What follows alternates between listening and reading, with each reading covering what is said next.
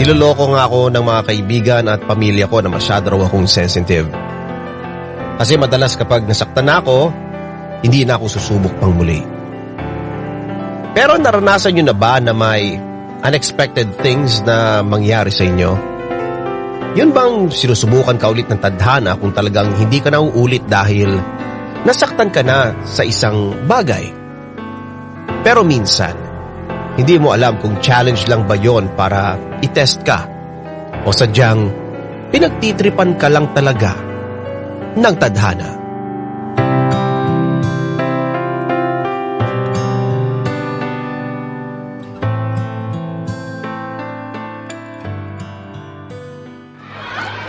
Hala, bakit ganito lang ang score ko? Bakit? Ano ba nangyari sa recitation kanina? 100,000 times naman akong sure na tama yung mga sagot ko eh. Eh ano nga kasing score mo? Ay nako, 95 over 100. 95? Oo nga. Eh di ka pa masaya sa 95 na score mo? OC ako eh, gusto ko perfect. Masyadong perfectionist ha? Siyempre kailangan, nagpapakitang gilas ako kay Kiko eh. Sus, Kiko na naman. Oh, ano na naman yung sinasabi-sabi mo dyan? Yung crush mo, na mas mukha ka pang lalaki kaysa sa kanya. Ay nako, Bakit? Totoo naman ah. hindi naman kasi totally crush na crush. Alam mo yun? Na-attract lang ako sa kanya, ganun. Yak, nagpapakyut ka pa. Di bagay. Wow ha, cute ako no at mas lalong gumaganda dahil sa sabon na ginagamit ko. Sabon? Oo, try mo. White Rose Papaya Soap. Ang maganda rito ha, with vitamin B3 na kaya naman papaya puti in as early as 7 days. Basta with regular use ha. Kaya naman pala ang ganda ng balat mo kahit still sa school. Mukhang fresh pa rin. Ay oo, kaya gumamit ka na rin ng White Rose Papaya ha para maging fresh ka rin. Mas lalo kong magiging cute. Oh, iya. Ay, may chismis pala ako. O ano naman yan?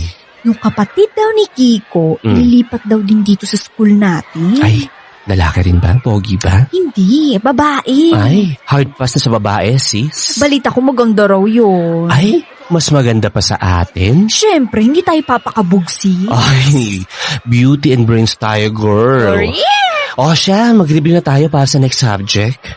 Manifesting na sana next year makagraduate na ako. Ay, bakla! Ano? Bakit? Wala lang. Nakita ko lang kasi dumaan si Kiko. Ano ba yan? Akala ko kung ano na nangyari. Teka lang. Masama bang kiligin for inspiration lang sa exam? Ewan ko sa'yo.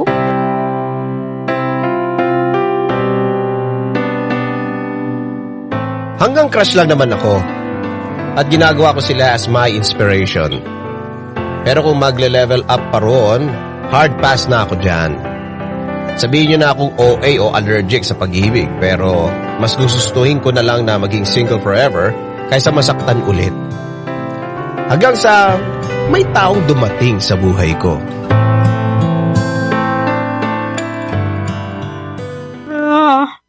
Bakla, nakita mo yung Irish kanina? Oo, bakit? Ganda niya, no? Sana all mukhang manika. Bet mo, no? Bruha, hindi ba pwede nagagandahan lang ako? Ito lahat sa'yo may mali siya eh. Bakit hindi ba pwedeng mag-joke ngayon? Hindi naman. Siguro bet mo nga, kaya ka ganyan. Ano ba? Ay, speaking of. Hi! Pwede makishare sa table nyo? Yes, sure. Thank you! Nasaan pala yung kuya mo? Ito talaga, sige ko talaga hinahana. Ang ingay mo naman, bakla. Hindi ko kasi siya makita baka kasama ng friends niya. By the way, call me Irish. Yes. Narinig namin sa introduction mo kanina. Oo nga pala. Joel, right? Yes. My name is Chloe Cutie Patuti. Sis, tama na, please. Ang cute nyo naman. Sabi ni Joel, mas cute ka raw. Cute rin naman siya Talaga. Sige, Tama na, chika, ha? Tara na. Pwede? Balik na tayo sa room. Tara na.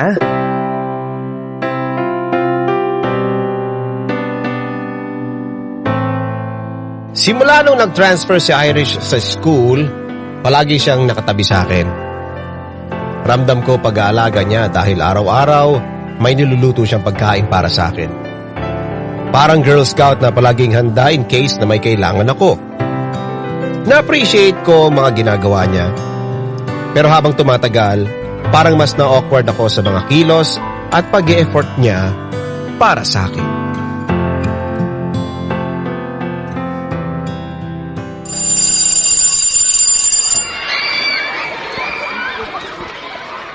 Hi, Joel. Wait na naman po. Ito na naman siya. Namiss kita. Namiss mo ba ako? Syempre. Hindi. Naku, kunwari ka pa eh. Alam ko naman na namiss mo rin ako. Hala. Sino ka dyan, ha? Tawag na ako, dali. Ano ba, Irish naman? Nakakadiri. Tama na, please. Oo nga pala, pinaglutuan kita ng lunch mo. Ayoko. Thank you na lang. Sa'yo na lang. Sayang naman. Ang aga ko pa naman gumising para lutuin to. Oo na, okay? Nanggigilty ka pa eh. Sabi na hindi mo ako matitiis eh. Uy, Chloe, nandiyan ka na pala. Hindi niyo ako napansin kasi naglalandian kayo dyan. Oh, excuse me, si Irish lang yun. Grabe ka naman sa akin.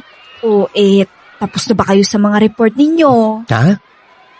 May reporting? Oo, grupo tayo, baliw. Pero huwag ka na mag-alala, nagawa ko na kagabi. Lahat na lang Irish, pero okay, thank you. You're welcome, basta ikaw. Pero last na yan ha, hindi ko kayang ibalik yung mga binibigay at ginagawa mo sa akin eh. Okay lang yun, Joel. Willing naman ako na gawin yung lahat. Appreciated ko, okay? Na-appreciate ko, okay na. Pero sana talaga, please, last na yan, okay? Tara na, Chloe. Balik na tayo sa room.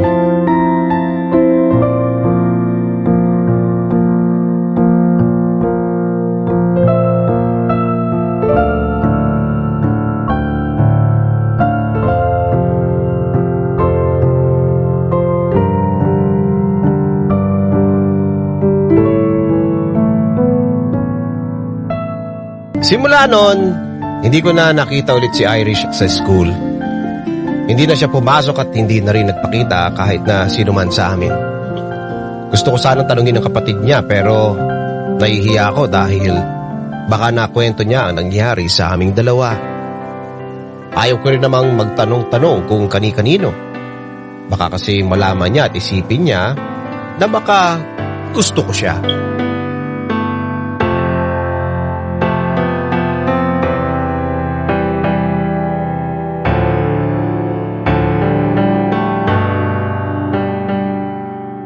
Lumipas ang ilang linggo, wala pa ring Irish na pumapasok sa school. Aminin ko, hinahanap-hanap ko na siya ngayon. Namimiss ko yung Irish na masayang-masaya tuwing nakikita ko sa school. Parang may tao na alam mong tanggap ka at masaya dahil nakilala ka nila. Madalas kaiisip ko sa kanya kung nasaan na siya o kumusta na siya. Nawawala ako sa sarili ko. Para bang gusto ko siyang hanapin at puntahan.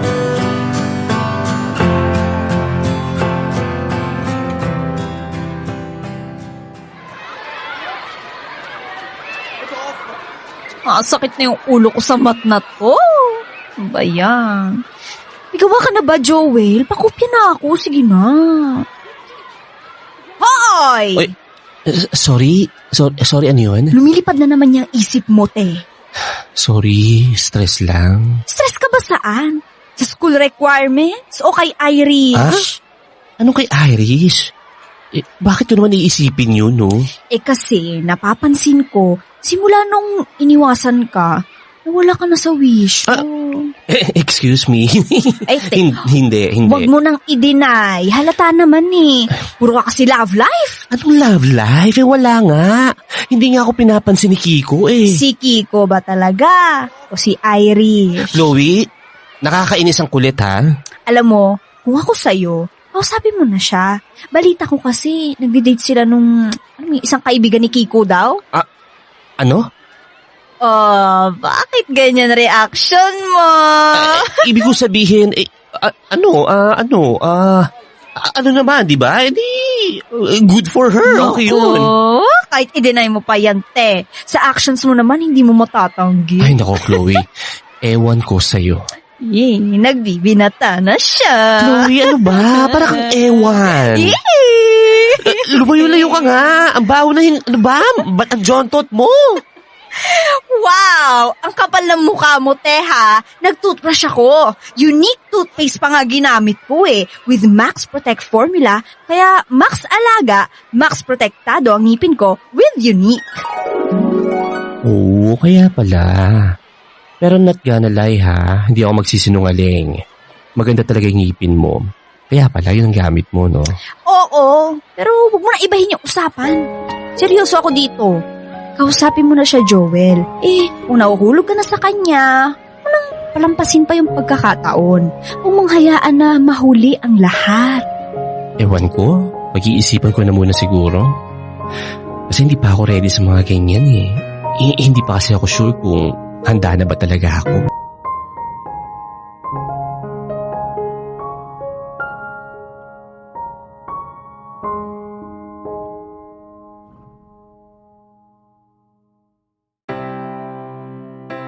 Sa totoo lang, ang pumipigil talaga sa akin para kausapin siya, yung trauma ko sa pag-ibig. Natatakot din ako na baka kapag kinausap ko siya, hindi niya ako kausapin dahil baka galit si Irish sa akin.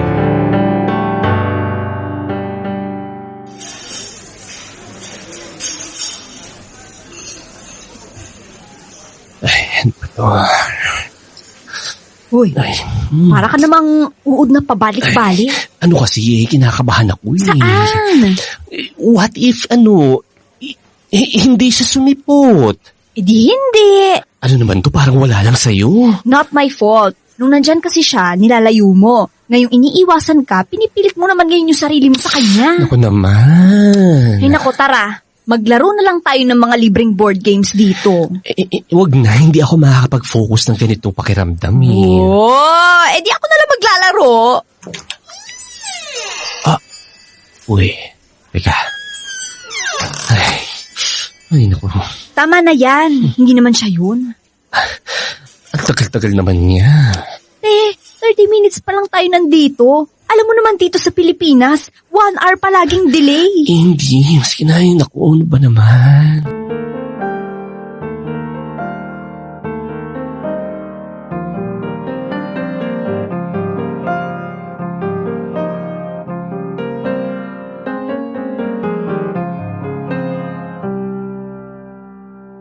Hindi pa ba late ang tawag dito, ha? Magsasara na yung coffee shop. Wala pa rin siya. Oh, diba? Oh, ang bilis, instant. Tinulugan ako ng kasama ko. Chloe. Huy, Chloe! Chloe! Ano ba yun? Natutulog na ako eh. Wala ka sa bahay ninyo, nasa coffee shop ka. Tumayo ka dyan, uwi na tayo. Ha? Nasaan si Iris? Wala, hindi dumating. Okay. O, sige na, halika na, umuwi na tayo.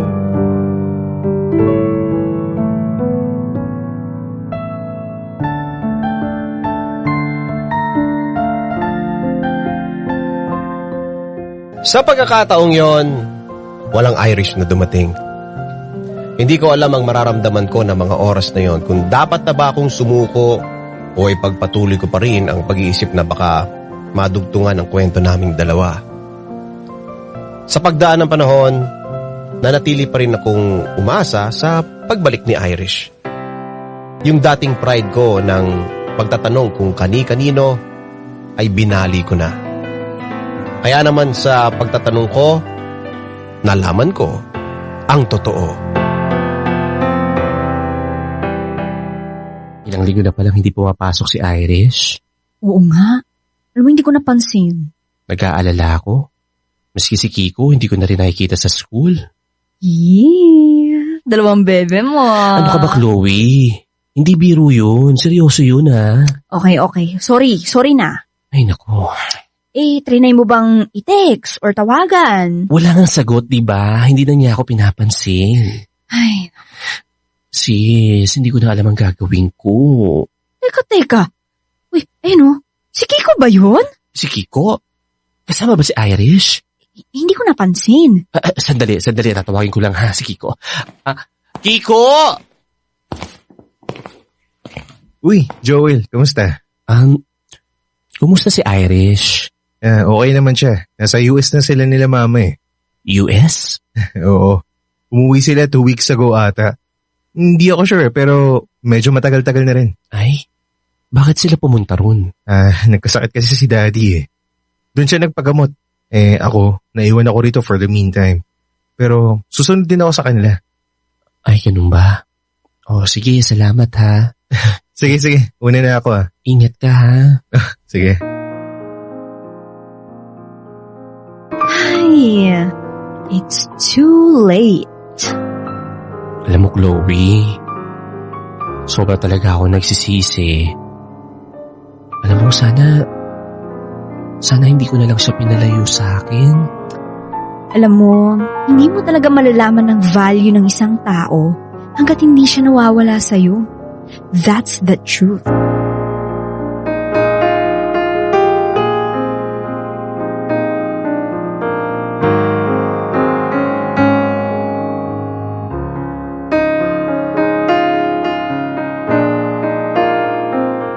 Totoo nga ang nasa huli lahat ng pagsisisi, mga idol. Hindi ko alam kung sa pagkakataong to, ako mismo ang gumawa ng bagay na ikakasakit ng damdamin ko. O sadyang hindi lang talaga nakatadhana para sa akin si Irish.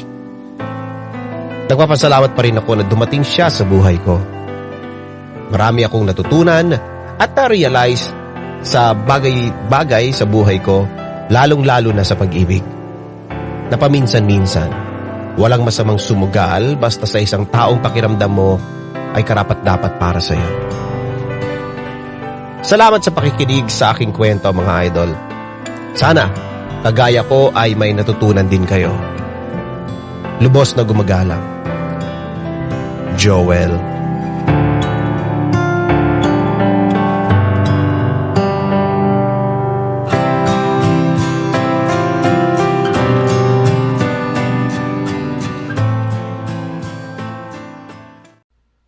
Idol, may kwento ka bang nakakakilig? O di kaya naman may kurot sa puso? Pampagood vibes. O baka naman gusto mo lang makapagbigay ng inspirasyon? Halika! Pwedeng-pwede kang magpadala ng kwento ng buhay mo sa amin. Magpadala lang ng sulat sa email dearifmstories@gmail.com o di kaya naman mag-PM sa official Facebook page namin. Hanapin lang ang Dear IFM at kami nang bahala sa'yo. Malay mo, kwento mo na pala ang susunod na mapapakinggan. Ano pang hinihintay mo? Ikwento mo na yan dito sa amin sa Dear IFM, kung saan una ang kwento mo.